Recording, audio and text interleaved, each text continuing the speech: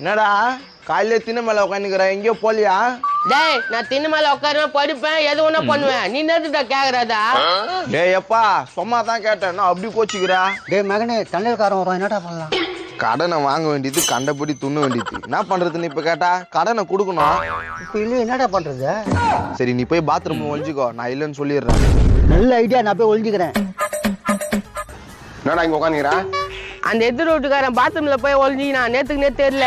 கடை வாங்கிட்டு இருப்பான், அதனால போய் ஒழிஞ்சுன்னு இருப்பான். தம்பியா உங்க அப்பா எங்க? கரெக்டா வந்துட்டானே. அவரு வேலைக்கு போய்க்கிறாரு. உங்களோட கடன் அடிக்கிறது அவரோட குறிக்கோள். ஏன்பா இன்னைக்கே கட்டி ஆகணும்ப்பா? கட்டி ஆகணும்னா இதுனா பாலை தயிர் ஆகுறதா என்ன? அத்த வர வாப்பா. ஏன்பா வார வாரம் தரந்தானப்பா சொன்னாரு உங்க அப்பா?